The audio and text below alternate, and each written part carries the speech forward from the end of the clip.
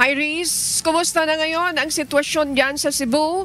Base sa inyong obserbasyon, matindi ba ang naging pinsala ng lindol? Iris? Yes, Ma'am Ani.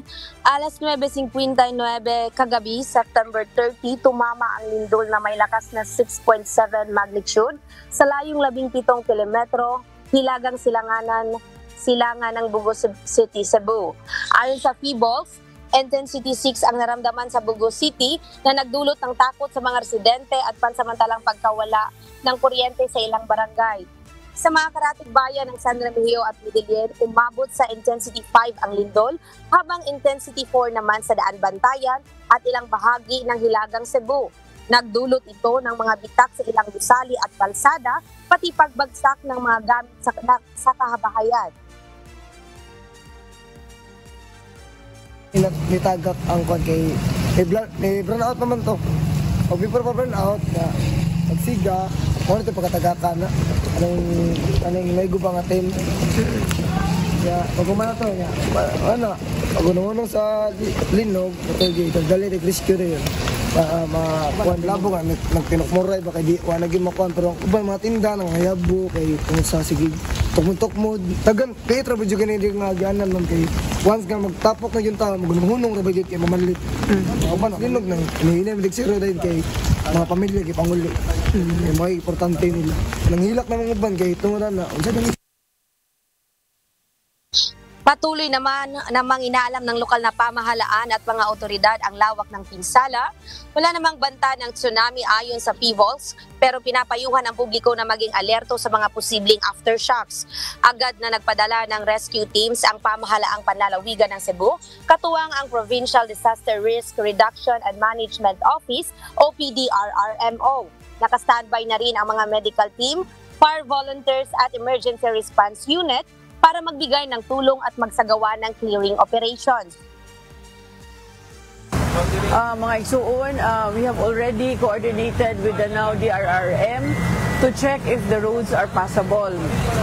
Sila man ang pinakaduol, then we will head to Bugo kung passable ang mga roads.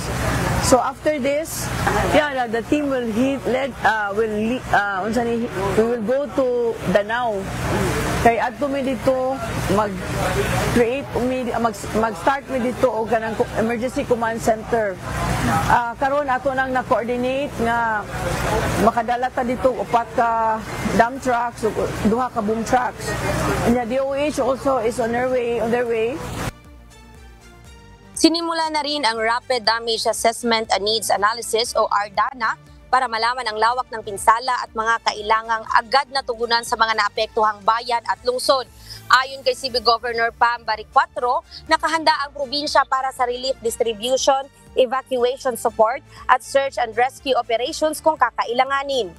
Samantala, 1:30 ng madaling araw kanina, naka-standby na rin ang Task Force Lapu-Lapu City, Tabang Northern Cebu, matapos ipag-utos ni Mayor Cindy King Chan ang posibleng deployment nito sa Bugo City para tumulong sa mga biktima ng lindol.